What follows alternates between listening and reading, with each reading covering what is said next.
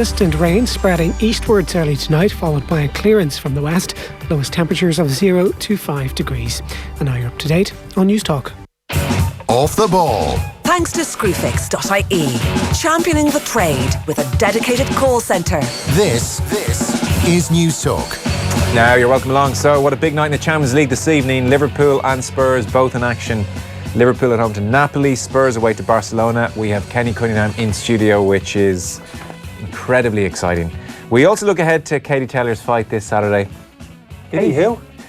Katie Taylor. Would you stop, Kenny? He didn't say Katie Taylor first time. What did I say? Yeah. Did he? Was that me? Was it? So I was fiddling with my earpiece. Katie Taylor's fight this Saturday, and Alan Dimmock from Rugby World magazine as well joins us to talk about this whole area in rugby, which has really been grabbing the airways and the headlines over the last number of days. 53106 is the text number. We are at Off the Ball on Twitter. You're very welcome. So, Champions League upon us, Kenny. Exciting times. It's all come down to this. Here we go. Oh, it is. Yeah, it is tonight too. Two outstanding games. The Liverpool-Napoli game in particular. I can't wait for it. Got to be honest, I can't wait. We have set up two televisions in the studio so that you can see both games. It's a major departure. You'll have the feed from both games, Kenny. What one are you going to spend more time watching? Who knows? A better game, I suppose. Yeah, I must admit I'm drawn towards the Liverpool-Napoli game for a lot of different reasons, but Tottenham-Barcelona, I think Tottenham have done amazingly well just to be still alive and kicking at this point. Full team news to come from Richie in just a moment in the news round, but the headline news is that there is no Messi and there is no Suarez. They have been rested for this game. Barcelona already through. Will Pochettino put that in the back of the dressing room door? Look at this, lads. They don't even respect you. No, I think he's a better manager than that. That's the old tried and tested formula. But I'd be more, if I was a Tottenham supporter, encouraged by the starting 11 from Tottenham. I mean, this is the team I would have put out given a choice. Right, go on, name it out then. People will be wondering. Yeah, well, young Walker Peters comes in a right back, central defensive partnership, Alderweireld and Vertonghen. Danny Rose at left back. Looks to me as if Winks and Sissoko are just going to hold it both to the central midfield area. Then you got a front four, my preferred front four of Harry Kane, obviously flanked by Son, Eriksson and Ali. That's pretty much the best front four. Yeah, I think it's pace, energy, creativity. I think pace for me and energy is going to be absolutely key. I'm expecting the type of performance Spurs gave against Chelsea some weeks ago when they literally just ran all over Chelsea. That kind of really high energy, dynamic, athletic type of performance, and I think it's that type of performance which can kind of get the better of this Barcelona team, albeit a slightly understrength Barcelona team. Yeah, the news round is brought to you this evening with Screwfix.ie, championing the trade, a choice of over 20,000 quality trade products. Richie, you might as well put Liverpool fans out of their misery and give them their team as well. Yeah, Liverpool play host to Napoli knowing a 1-0 win at Anfield. We'll see Jurgen Klopp's side progress from Group C, but if Napoli score tonight at Anfield, then Liverpool will require a 2-goal winning margin to reach the last 16. Liverpool start with Alisson in goal, then a back four of Trent Alexander-Arnold, Joel Matip, Virgil van Dijk and Andrew Robertson. In midfield, the trio of Gini Wijnaldum, Jordan Henderson, who's captain for the night, and James Milner. And the front three, the familiar front three of Mo Salah, Roberto Firmino and Sadio Mane.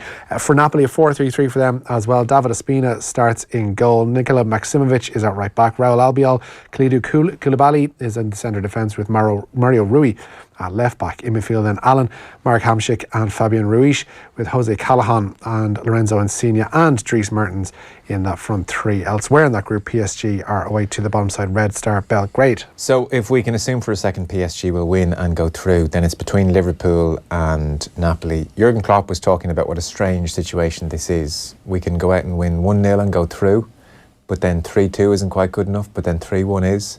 It's not a situation they would have experienced very often. Here's the key question, Kenny. You're in that team, in that Liverpool team specifically. You go 1-0 up after 50 minutes. 50. 5-0. Yeah. Everyone's jogging back. What does Captain Kenny say to the team? Everyone dig in, sit back, or we go for number two?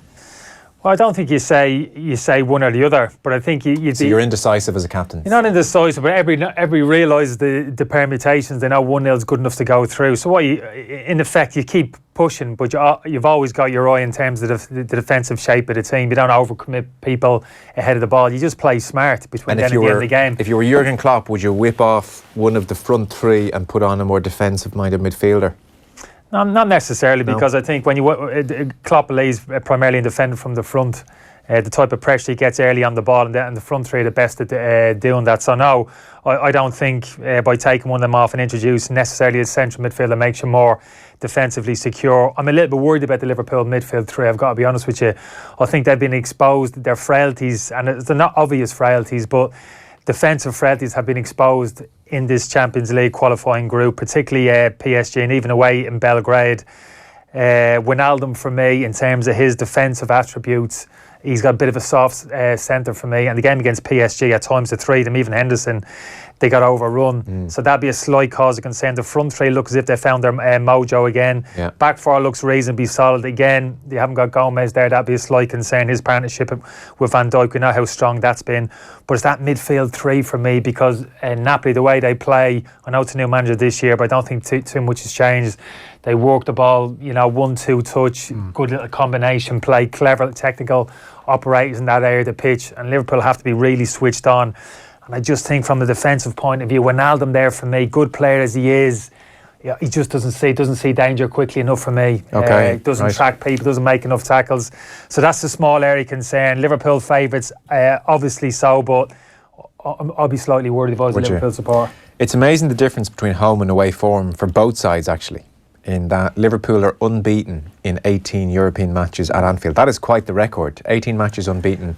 They've won 13, they've drawn 5. And Napoli, who have been good at home, they have not won a single one of their last 6 away Champions League matches. 1-0, drawn 2, lost 4 away from home. Napoli. It's amazing the extent to which home and away is such an advantage at this level. Yeah, at any level, I suppose. We've had this argument. If you talk to statisticians, Joe, the world over, any domestic league in terms of home, why does it happen? Why do teams have the same dimensions of the Pikyaki? But it is a factor, no more so here than Anfield, in terms of the atmosphere, generally, not just the atmosphere, kind of how that affects the psychology of the players going onto the pitch, hearing that roar, you know what I mean, the rush of adrenaline, the confidence it gives you, all those type of things. I don't think these Napoli players are going to shake away when they hear that kind of noise inside the stadium, to see the experience that they have. Their away form would suggest they are susceptible to it. Yeah, that's another fact which makes Liverpool. You fancy Liverpool tonight, Rich? Yeah. Joe? I reckon they'll go at them early and they could possibly have this, not necessarily put to bed, but they'll have a decent... I could very easily see a 2-1 tonight. I think tonight's tough for them. Very tough. I think they'll concede. I think they'll have to score 3 goals to have a chance. I think they will. They may well, yeah. To be fair, I'm not familiar enough with Napoli's defence away from home to be sure. Yeah, but I know Liverpool didn't put a single shot on target on them away from home in the reverse fixture. Not a single shot on target. Yeah. No, I mean, a lot of talk about Van Dijk. For me, like up until this season, that Koulibaly was a good shout for me for being amongst it last season, the best centre-half possibly in Europe. He's really improved the last kind of 18 months, physically really imposing, quick, great athlete, and actually the part of the game which has improved the most in terms of his passing ability. You can really trust him in possession. The football can play off his left and right foot. So actually the centre there defence for me is reasonably strong. It's one of the strengths of the team. You see, this game is going to be like no other game really that we talk about very often. So Anthony O'Connell on Facebook says, I think a big win for Liverpool tonight. And I have no doubt they will come out and we will see the gegenpressing of old. They're going to be harassing and harrowing the Napoli players and going after them and trying to go big and win big. And then you get to an interesting point if they don't score early on, whereas the clock maybe goes half time at 0-0 and then into 50, 60 minutes, there'll be a real shift whereby Liverpool will say, right, we actually now cannot afford to concede a goal because we don't have time to score 3. And it may become this slightly strange 0-0 where Liverpool are just looking to nick one. There's various permutations that will change across the game. It's going to be fascinating to watch how it plays out. Permutation 2-1, Joe, Liverpool win 2-1. Out, exactly. 2-goal win. So it's amazing. So you're saying the quick start, and I agree with you. Liverpool could blow them away in the first half now. It could be that's the ideal, 2-0 up. Yeah. But like you say, that 2-0 scoreline, we get into the second half, 15 minutes before the end of the game, it's still a 2-0. You're absolutely right. Yeah. The tension side, it's just going to flip totally. In terms of the tension, it's going to be unbelievable. There'll be a moment where it flips one way or another, and it's going to be fascinating to see it, I have to say. So Jurgen Klopp will play some of Klopp actually in about 20 minutes' time. He was talking about just what a strange game it is to try and prepare for, and then also during the game to manage. Lads, if Liverpool score tonight, is Klopp going to go for a jog around Anfield, then start kissing all his players? Wonders the Walkenstein Beckenbauer. Certainly hope so. £8,000 that little run onto the pitch cost him. Is that what it cost him? Yeah. Just another ivory back scratcher. Yeah. I mean, I get it. I suppose you have to fine him, but it just doesn't feel right. It was a well-meaning celebration. He wasn't goading anyone. Yeah, I don't think it was contrived, to be honest. I think it was kind of quite spontaneous. Won't be like that. It's 6 minutes into the time. Yeah, a little bit OTT for most of it. I was cringing a little bit, but I wouldn't be too harsh on him. What's the most OTT you've gone celebration-wise? Fist pump. A shake of the hands with a striker? Well, I didn't. I made a conscious decision. Clap on the back with the shake of the hand. Yeah. No, exactly. Well, I made a conscious decision at some point during my career, and it was reasonably early. It wasn't that late on that I wouldn't go up the pitch to celebrate a goal. Because I remember initially, you know, the euphoria, God, you go up and the energy levels, you come back, they take the goal, kick off, and you're still trying to get your breath. Blown up. Yeah, so very quickly for me, I thought, well, I'm going to let them get on with it. Yeah. I'm going to keep myself in the head mentally where I need to be and just start touching base with people as they start coming and getting people in the positions where I want them when the kick-off comes. So that's what I needed to very quickly. I kind of realised, well, I'm not going to expend energy running up, you know what I mean, absolute, you know, head case, rah, Gary Neville style, and just keep me. And so there'd be times when there was times we scored goals and I'd literally be the only man in my half the pitch. Like, you know, Billy No mates, nobody within like 20, 30 yards of me. But even inside my own head, just set myself right in terms of what was coming next. Where were they going to deliver the ball? You know, did they go back to front early or get in the right positions? Bit of a banal answer to your question, Joe. I've kind of dragged it down a little bit. No, I think that's very interesting. And to be honest, you're dead right. Like, it's the right thing to do.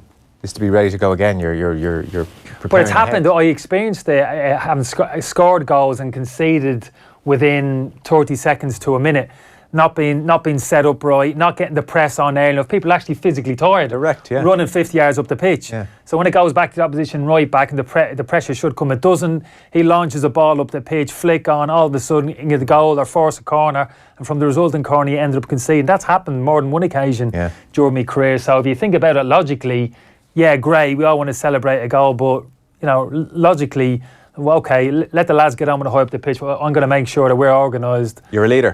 You're a leader of men. Not really. It's not, no, I don't think leadership comes into it. I think that's leadership, yeah. Would you even give your little goalkeeper a hug, no, for a big one? Jog back and give a little high five, no? Or are you always been I never remember making physical, any kind of physical contact with me goalkeeper or any other member. Well, this came in, had this conversation, I don't know, where's yourselves, about the kind of constant high-fiving. The amount of times during the game now, defenders will make a tackle, the heavy clearance. number one for it. Oh, Cleanie's the worst. I mean, it's absolutely ridiculous. He enjoys defending, Cam. Do you know what? I disagree with you. He enjoys defending. I think what they are doing... That's what he's there for. No. Here's the thing. It's like a midfielder picking the ball up and making an accurate 20-yard pass, turning to his central midfield partner and high-fiving him. Why not? They're keeping their energy defender, that's what you're meant to do. No. Tackle, head it, sense danger, clear your lines. Totally disagree. That's your job. There's a few things going on there. One, they're energising themselves. We're all up. We're all in it together. High five. They're up. And also it sends out a message to the opposition. We are pumped. We are full of energy. Yeah. Your morale's going down the toilet. That's what the message sends out to me. You're watching it, you're an idiot. No. I think it sends out a brilliant message. And I actually do think it... They're getting themselves going. Well, they're getting themselves going. It's a good kind of show. If you're asking me as an opposition player, I'm looking at somebody kind of high five and running around the penalty box, or somebody absolutely ice cold, just makes a tackle, makes the intercept and physically imposes himself, does his job and doesn't react. There's no reaction whatsoever. He set himself up, did the exact same thing again 5-10 seconds later. That's what impresses me more, that type of a defender who's just an absolute machine. He'll do it time and time again, just sends out that message. Look, I'm not high-fiving anybody, this is my job. I'm good at it, I'm going to do it again. I'm going to do it after that as well. Keep putting those crosses into the box. I'm going to keep heading them. This kind of constant kind of like, you know, group kind of celebration. Everyone's got to be hugging each other in there. Jeez, ridiculous. I wouldn't say you're a fan of doubles tennis where they clap hands after every point. Yeah, I know. Which they do. No, I'm not. But I don't. But I think you are right, Joe. You could argue psychologically if that's kind of getting them. But forget about the impact it's having on the opposition. If that's getting, but I don't think it's a good thing to get wound up. Anyway, I see players getting wound up too much. Don't want to be Dejan Lovren. That's not a good thing. Your emotions take over. A massive adrenaline rush you up. That's when you're kind of, you don't make good decisions. You're a little bit all over the place. You're not calm in your head. There is a balance. Yeah. So. There is a balance, I'll give you that. Some players may figure out what works for them, you know, as well. Chiellini obviously has figured it works for us, and we're all up and we're keeping each other on our toes. We're talking to each other all the time. We're up all the time. We're encouraging all the Nothing wrong time. with talking. I was probably talk too much. People talk Really, yeah? talk too much in a football pitch. No. Yeah, but it was literally that. It was literally just switch on. Did you see I'm a celeb last night? That kind of crack. Did you see Harry won it? Harry won it. Big Harry won it, yeah. Did you vote for him? Look, the lovable rogue. The lovable rogue.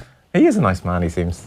I'll tell you what, if you were to ask, I don't know Harry Redknapp too well. Right, Grant. Now be careful here. But if you were to ask players and people who've been associated with him professionally the last couple of years, do they recognise this kind of quote lovable rogue that they've seen in the jungle? I think you might get a different answer from people. I'm not saying he hasn't got that side to him. I thought players loved playing for Harry. He was a player's manager.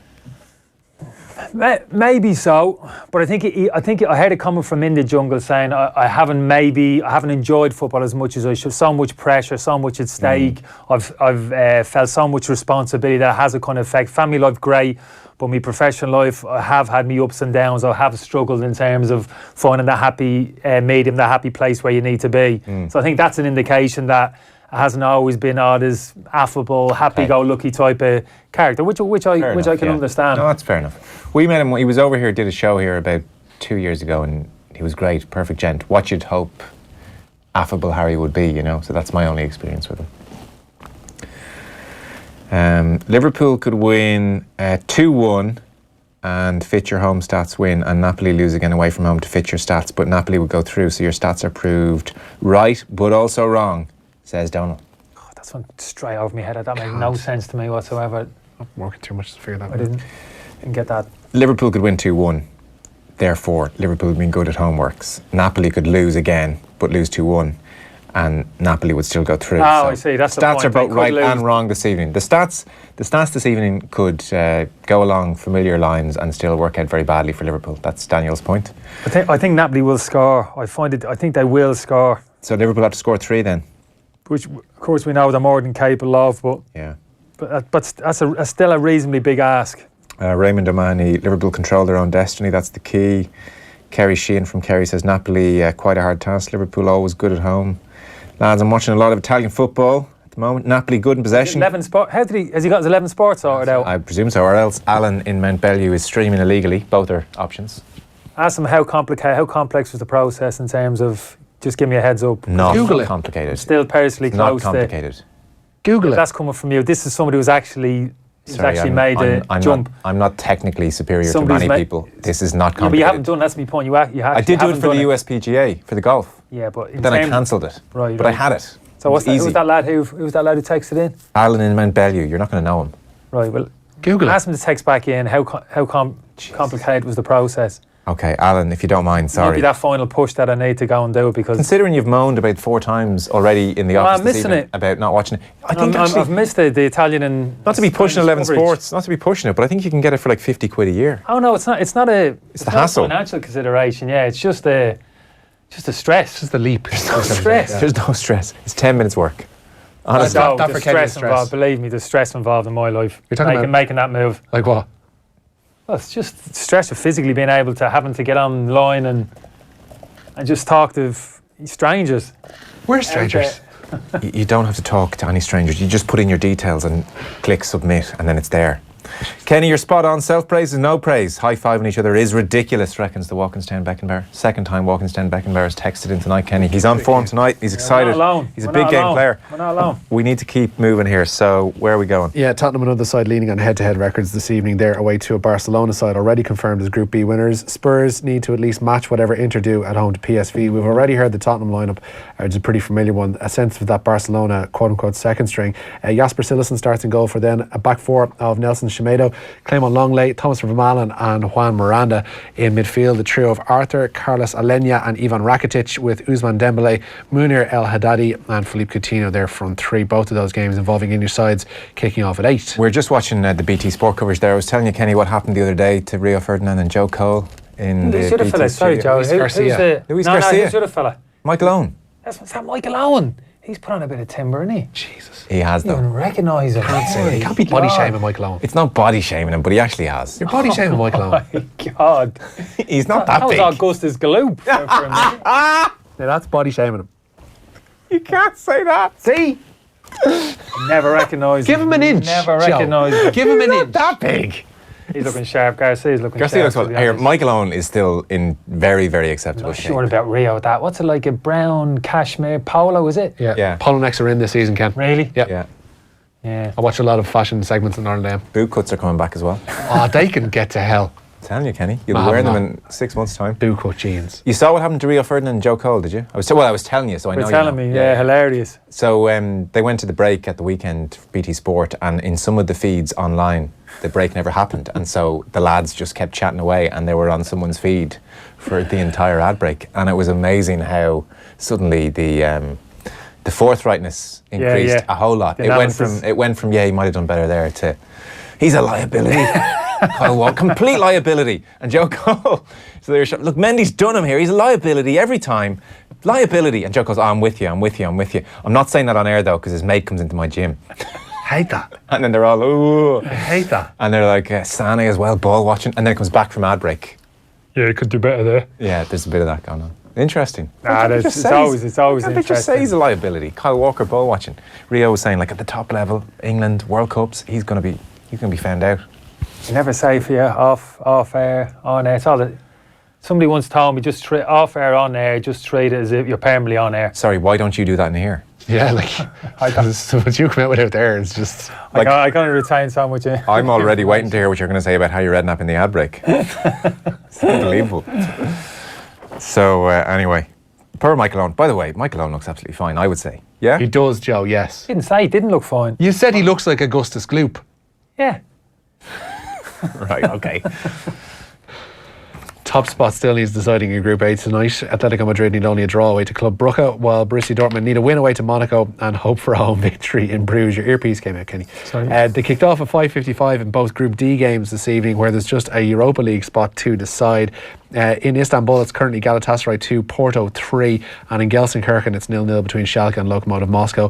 So Porto already guaranteed top spot, Schalke going through in second, and as things stand, Galatasaray will hold on to third spot and Europa League football in the new year. Jonathan Sexton's looking forward to playing a continued part in what he's calling an exciting time for Irish rugby. The recently crowned World Player of the Year has signed a new contract, keeping him with Leinster and Ireland until at least the summer of 2021. Sexton will be approaching his 36th birthday when his new deal expires. He could still be eligible for a third consecutive Lions tour when that summer of 2021 rolls around. He's been talking in the last while about how he's discovered Tom Brady. He wasn't really an NFL fan, but Tom Brady, on the pitch anyway, has become a bit of a hero, playing until he's 40 and still doing very well. So Sexton's targeting that. Doesn't seem to be someone who struggles at all with his weight. Seems to have his injury situation. Admittedly, he did his calf at the weekend, but in a better place generally, and will be well looked after. So you could absolutely see him. He's absolutely, well, that's the thing. playing great rugby in 3 years' time. That's the point I was making to Ivan. The IRFU look after their international players in terms of game management so well that this idea of playing 36, 37 and possibly beyond, once your body's looked after, then you could easily do it. Yeah, it'd be great if he could keep going. I mean, he's playing the best rugby of his career at the moment. So. Really, yeah. Kenny, did you not feel the urge to pat Di Canio on the back of the head after he scored that volley over your head back in the day, Wonders Mary and Greystones? I think. Mary. Actually, I think he actually patted me on the head before he volleyed it into the top of the Watch net. this, son. He saw it coming. Yeah, he saw it coming a mile away. Have you ever said to a striker, so imagine a striker has scored a fantastic goal, runs off, celebrates, rah, rah, rah, on it goes. 5 minutes later, or 2 minutes later, there's tip off and striker jogs back up towards you. Have you ever said, fair play, good goal? No. All right. Cormac O'Malley on Twitter. Do you think it ever goes on? Oh yeah, I think. Sorry, excuse me. You're falling apart, man. I think it does. I think it does go on. You're right, yeah. But that's what I'm saying. I think it's more prevalent the last kind of 5, days, maybe yeah. 10 years than it certainly was in Your day. They're all hugging each other in the tunnel these days. They're all just, they don't even know what city they're in. They're just playing for a team. even the kind of like I was going to roll it out now. Even kind of this shaking hands before the game. I still don't understand it. As in the lining up to... Yes, line up to shake hands for me. Show It's respect. ridiculous. Show respect. We're about to do battle. Best of luck. No, again. Fair play stuff and all that kind of jazz. Yeah, Let's do this in the right spirit. What if it's one of those like It's all anti-racism show. things that FIFA It's are all making you show, but it's pure tokenism because players are half-hard. Nobody's making eye contact. It's a token gesture thing. It's ridiculous. It's the whole thing is farcical. You shake someone's hand at the end of the game. You shake someone's hand at the end of the game. You've actually got a bit of respect for them. I've no problem actually people not shaking hands after the game. There's no respect there whatsoever between the players for whatever reasons. There might be issues there professionally, personally. I've no problem with people walking up to her and walking in different directions. That's just life. Just get on with it. But if you want to go and shake somebody's hand, go and do it at the end of the game. Interesting here. So a pat on the back or a touch on the arm, I'm reading here from a piece in a journal, may be the keys to an NBA championship. This was written over on ABC News. According to two scientists from the University of California, Berkeley, the answer is yes. It's decent University, Berkeley, Kenny. Michael Krause and Datcher Keltner studied every team in the NBA and found that the teams who touched and high-fived and patted on the back the most won the most. This is why you've never won an NBA championship, Kenny. Something in it, Kenny, I'm telling you. Chiellini did all right. Buffon. Has he won a Champions League? Yeah. Chile. No. No, well. I don't think that's the reason, though. Yeah. I'm telling you. He's a bit too Pinch touchy, of Joe. Yeah, I take the point, but Over the course of 4 games, the Dallas Mavericks and Miami Heat are deadlocked at 2 games apiece in the NBA Finals. 4 games into the best-of-7 series, the Mavericks are winning in one key category, touches. According to the Wall Street Journal, Dallas had 250 instances of televised contact, compared with Miami's 134. The contact could be as simple as a high five, or as aggressive as a chest bump, or as intimate as a butt slap, says the piece. There you go. I'll leave that with you, Kenny. You can think about that. Cormac O'Malley on Twitter says, tell Kenny it's absolutely easy to work. This is 11 Sports he's talking about. right. Are you getting commission for this? Great app on the phone and straight onto Chromecast. Simple. They didn't have Chromecast during the time of the USPGA, Cormac. Have they got it in now? Because that was one of the reasons I dumped it. Is there the option of picking up the phone and actually dialing a number and speaking to somebody on the end of the phone who'll actually make the connection for you? I'm sure there is, yeah. If that's the case, I'm all over it. You just said you didn't want to talk to someone. Oh, no. I will pick up the phone. I want to talk to somebody if I need to get something done. I mean, Right. Can't be in the minority when it comes to that, surely. When you pick up the phone, you want to get something. So you want to speak to somebody on their phone. The last online. thing I want to do when I'm joining up is have to call someone. Yeah. I'll fill out a form online and give her the details. Yeah. I'm not talking to a human being. Absolutely not. So I'm actually a people person, despite how you try to portray me like in the you studio. really love just hanging out with your teammates and celebrating. Oh, absolutely. No. So Pep Guardiola then talking about Raheem Sterling. Yeah, he says Raheem Sterling is an incredible human being for dealing the way he has with racist abuse. The Manchester City manager was speaking after Sterling reported an alleged case of racist abuse to Scotland Yard following their 2-0 defeat at Chelsea on Saturday. 4 Chelsea supporters have been suspended from entering Stamford Bridge pending further investigations into the matter. Guardiola has praised Sterling for speaking out against said racist abuse and says it's a wider cultural problem that needs to be tackled. It's everywhere. The problem is the racism is in everywhere. The people we focus in football, it's not just in football, unfortunately. If it was just in football, we'll be safe, but the racism is in everywhere. What happened today in immigrants and refugees all around the world, how we treat them, when once in our lives we were refugees, our grandfathers or great-grandfathers and mothers were refugees, how we treat the societies, unfortunately, is in everywhere. That's why you have to fight and every day. They don't have to be tolerant zero on that issue. I appreciate what Chelsea did. What happened in my club, we should do the same. So we have to fight, but strictly for the human rights, from everything to make a better society for the future for everyone. But today we are in danger, but not here in England, everywhere, absolutely everywhere. Also, the other news from City, David Silva. Yeah, he's going to be out for what Guardiola called today a few weeks. The Spanish midfielder suffered a hamstring injury in that defeat to Chelsea, so it would look unlikely that he's going to play around the festive period. City are a different proposition with no De Bruyne and no Silva. Yeah, it's interesting how the dynamics changed a little bit up until the Chelsea defeat. I mean, it was literally people were eulogising over this Manchester City team. And rightly so, they had been playing very well, but I couldn't quite understand it myself because I was looking at the league table. I might mention in here before, like some weeks ago, saying, well, look, yeah, they are playing well. Individual form is good. They're scoring a lot of goals, not conceding too much, but they're still only 2 points ahead of Liverpool, and Liverpool haven't hit top gear yet. So Liverpool are going to get better, and when they do, and if they have any type of little drop off in terms of performance, there's going to be a reckoning somewhere. So I'm not saying things have changed totally off the back of one performance. Liverpool are now top by a point, but Manchester City better be careful, because Liverpool aren't going to go away. Yeah. Fowler's God on Twitter said, "Why is no one contemplating a result for Red Star against PSG?" Could well happen. I suppose it's possible, yeah. I met Kenny once at a carousel at Birmingham Airport. We had to wait ages for the bags. It was 2010, a very icy winter. I told him he was a god, and all I got was an icy stare that matched that winter. Anonymous. Icy stare. Anonymous has got like a book deal in the pipeline. That doesn't sound right. That don't sound right. No, I'm actually an not. icy stare, and there must have been a bit of conversation after it. I would have thought so. Yeah, he's insinuating there that I was a little bit rude and turned away and heading in the opposite direction. Can I just say though, the construction of that text or tweet, whatever it was, is beautiful. Yeah. Can we get a book deal? Well, if it didn't paint me in a particularly... Don't worry about that. Light, though, Don't worry about that. Can you ask me just to expand on the icy? I just admire the art. Potentially, the icy stare, I mean, the God thing for me doesn't, very nice of him to say so, but obviously it's well over it, so it's not really justified. So that might have been the reason for the icy stare. Say, come on, lad, keep in perspective. I'd but say if someone called you a god, you'd think they were taking the mick at you. I'd be very, positive. No, not necessarily. People generally are very good, Joe. I've no problem with it. It's obviously overboard, but I'd be very surprised if that was the end of the...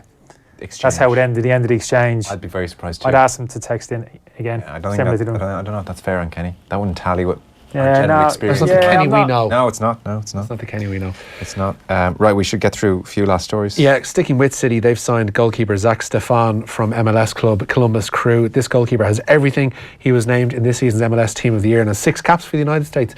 Columbus haven't revealed the fee, but say it's the biggest they've ever received and a league record for a goalkeeper. Stefan will join Man City on the 9th of July. They're getting a lot of keepers, considering Gavin Bazunu has gone over as well. No Shot Sherlock says, would it not be the fact that NBA teams who score the most end up high-fiving more? You don't give a high five or a pat to someone on the back unless they score or defend really well. So the study worked out for the team who scores the most. Not necessarily. Could have a lot of rebounds in there. Great point. I think there's also a lot of... Great point. There's an average like 150 to 200 points scored in every game. I'm not believing that. I think there's a lot of hard luck high fives going on.